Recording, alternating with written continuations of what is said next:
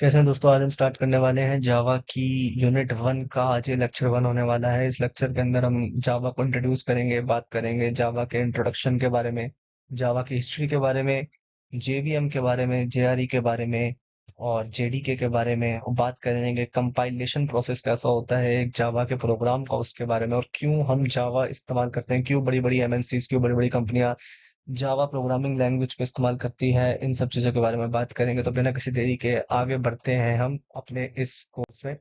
सबसे पहले हम बात करते हैं जावा से, आपको इंट्रोड्यूस करवाते हैं, इंट्रोडक्शन करते हैं हम जावा का।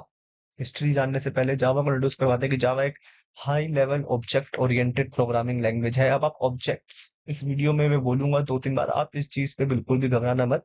ऑब्जेक्ट ओरिएंटेड प्रोग्रामिंग लैंग्वेज की हम यूनिट 1 में ही बात करेंगे। अभी बस कुछ ही वीडियो बाद ऑब्जेक्ट ओरिएंटेड प्रोग्रामिंग लैंग्वेज हम शुरू कर देंगे। उसमें हम पूरी बात करेंगे ऑब्जेक्ट्स क्या होते हैं और क्यों जावा एक ऑब्जेक्ट ओरिएंटेड प्रोग्रामिंग लैंग्वेज है। अभी के लिए आप बस ये याद रखें कि जावा एक high level object oriented programming language है। इसे सन माइक्रो सिस्टम्स ने डेवलप किया था 1995 से 1996 के बीच में। इसका पहला वर्जन आया था जावा 1, और अभी जो है जावा वो ओरेकल ओन करती है। अभी सन माइक्रो सिस्टम्स जावा को ओन नहीं करता है। ओरेकल ने 2010 के करीब जावा को ले लिया था सन माइक्रो सिस्टम से। जावा क्यों इतनी पॉपुलर है? जावा पहचानी जाती है अपनी सिंप्लिसिटी, अपनी पोर्टेबिलिटी के लिए, अपनी सिक्योरिटी के लिए। और जावा का एक की प्रिंसिपल है जो कि है राइट वंस रन एनीवेयर।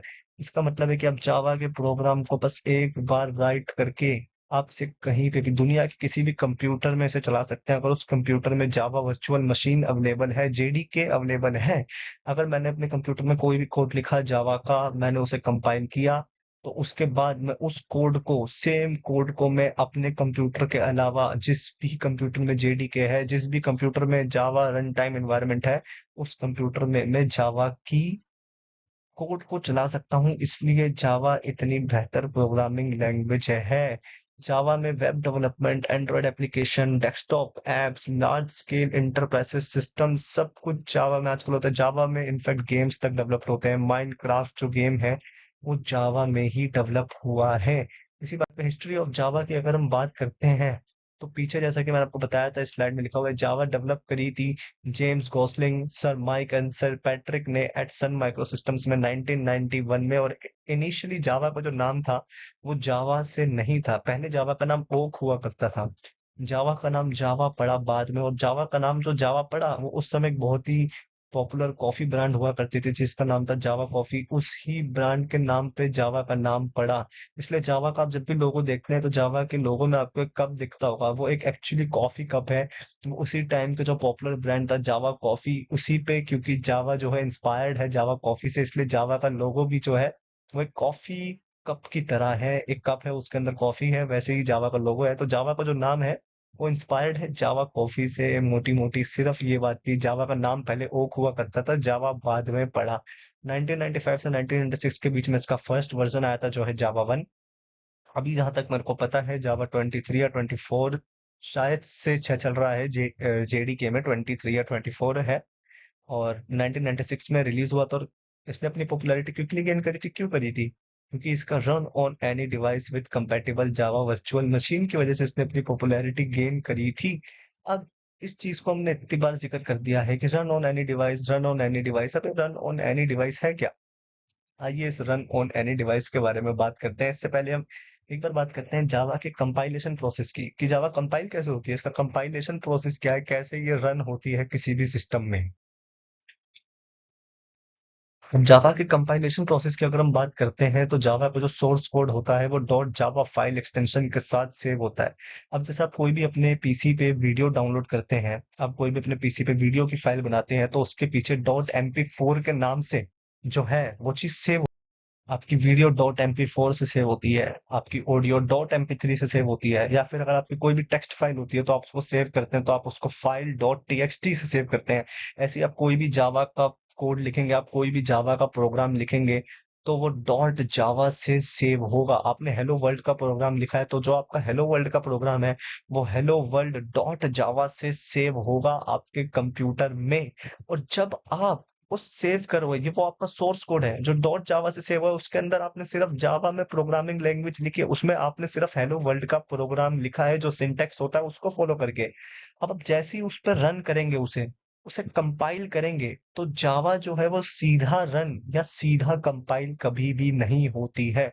जावा को जब भी आप कंपाइल करेंगे, जैसे ही आप जावा को कंपाइल करेंगे, आपने जावा को किया कंपाइल, जैसे ही आपने जावा को कंपाइल किया तो जावा जो है वो बाइट कोड में कन्वर्ट हो जाती है। बाइट कोड में जावा कंपाइल होने के बाद बाइट कोड में कन्वर्ट हो जाती है, डॉट क्लास में कन्वर्ट हो जाती है।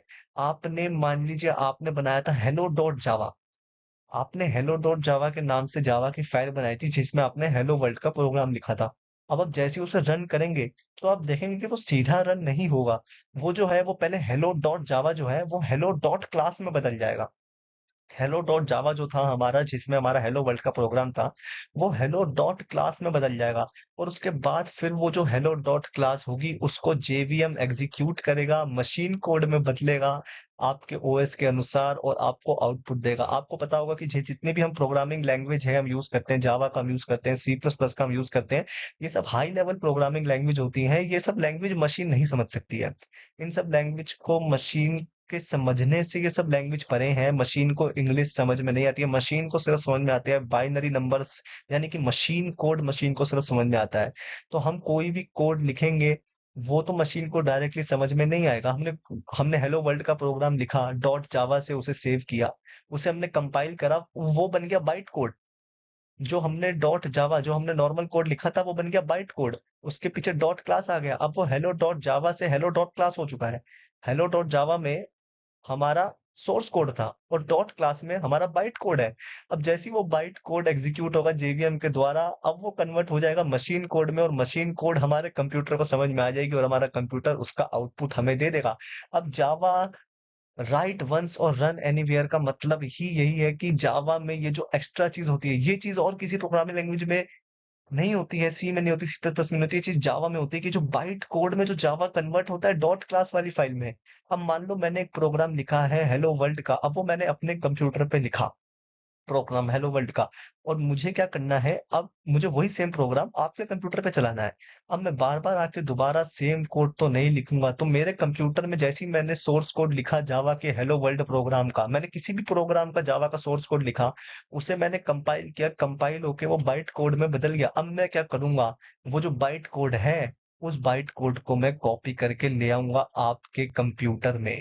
और अगर आपके कंप्यूटर में जावा रन टाइम इन्वायरमेंट होगा, जेडीके होगा, जेवीएम होगा, तो वो जो बाइट कोड है वो आपके कंप्यूटर में रन हो जाएगा और आपके कंप्यूटर में बिना कोड लिखे आपको आउटपुट मिल जाएगा। इसे ही कहते हैं कि जावा के प्रोग्राम को मैं कहीं पे भी लिख दूं, क्योंकि जावा में सीधा कंपाइल नहीं होता है, पहले में बाइट कोड मिलता है, और वो जो बाइट कोड होता है वो किसी भी कंप्यूटर में, दुनिया के किसी भी कंप्यूटर में जाके हम उस बाइट कोड को एग्जीक्यूट कर सकते हैं, उसे मशीन कोड में बदल के आउटपुट ला सकते हैं। यही है जावा का फीचर, राइट वंस और रन एनीवेयर का। इसी बात पे आगे बढ़ते हैं, हम पढ़ते हैं जेडी के जेआरई और जेवीएम के बारे में। जैसा कि मैंने आपको पीछे भी जेवीएम के बारे में बताया, जेवीएम का क्या काम होता है, इसकी फुल फॉर्म है जावा वर्चुअल मशीन। ये रन टाइम इंटरप्रेटर का काम करता है, एग्जीक्यूट करता है byte code on your operating system. मैंने कोई भी जावा का प्रोग्राम लिखा, उसे मैंने डॉट जावा की फाइल से सेव किया, अब जैसे ही मैं उसे कंपाइल करूंगा तो वो उसमें मेरे को बाइट कोड मिल जाएगा, डॉट क्लास मिल जाएगी भाई, मेरे को बाइट कोड जैसी मेरे को मिल जाएगा। मैंने जैसे ही उसे कंपाइल किया मुझे बाइट कोड मिल गया। अब उस बाइट कोड को मशीन कोड में कौन कन्वर्ट करेगा, उस बाइट कोड को मशीन कोड में कन्वर्ट करेगा जेवीएम, जावा वर्चुअल मशीन।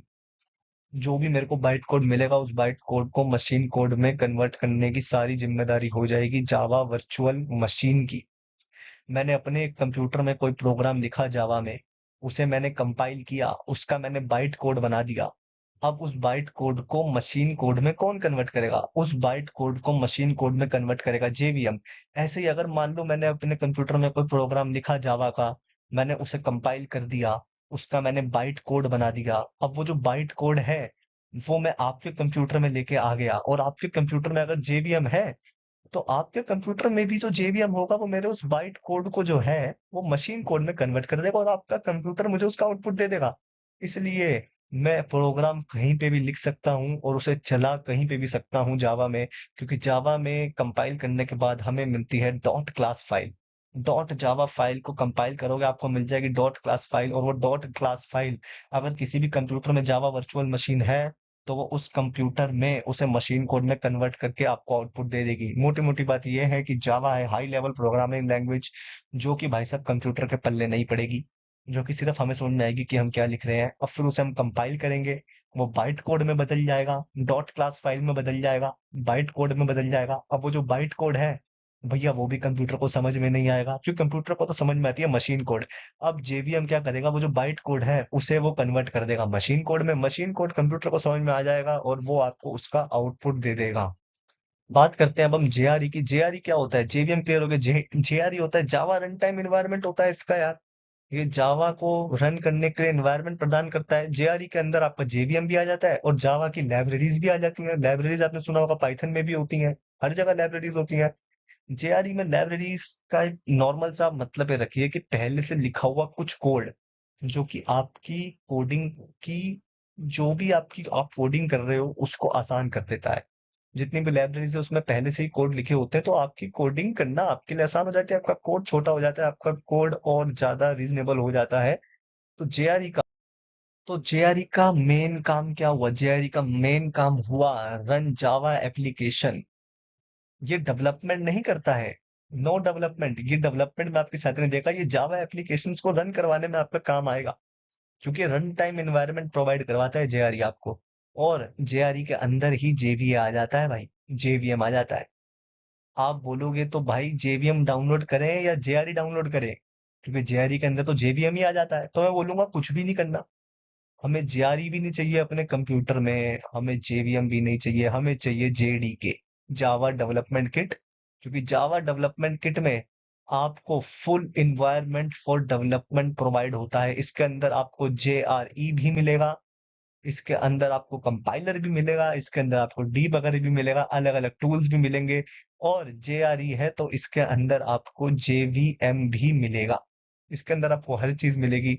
हम जेडीके अगली वीडियो में देखेंगे कैसे जेडीके को डाउनलोड करना है, और कैसे हम अगली वीडियो में ये भी देखेंगे कि हम कौन से कोड एडिटर का इस्तेमाल करेंगे जावा के प्रोग्राम्स को लिखने का। तो अगली वीडियो में हम इन सब चीजों के बारे में बात करेंगे। जेडीके हमारा हर काम करेगा, डेवलप करेगा, कंपाइल करेगा, रन करेगा जावा एप्लीकेशंस को, क्योंकि जेडीके के अंदर जेआरई जेवीएम सब कुछ आ जाता है।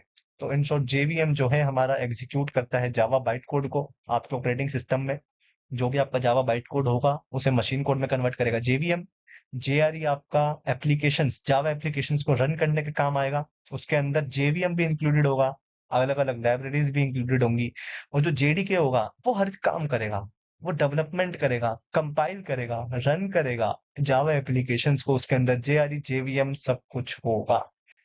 आगे चल के लास्ट टॉपिक पे बात करते हैं, वाई जावा। अब इतनी जावा की राम कथा सुना दी, हम जावा को इस्तेमाल क्यों करते हैं, क्यों हम जावा को इस्तेमाल कर रहे हैं, पूरी वीडियो का समरी आपको इस स्लाइड में मिल जाएगी। जिसमें कि सबसे पहली हमारी चीज है प्लेटफॉर्म इंडिपेंडेंसी।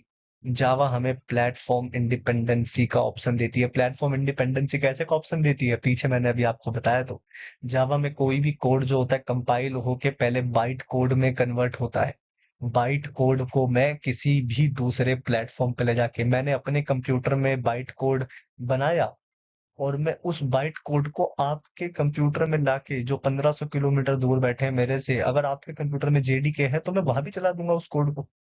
इसे कहते हैं platform independency. Java programs are compiled to byte code which can run on any operating system using JVM. You write once and it runs anywhere. This save time, effort, cost और developer और companies।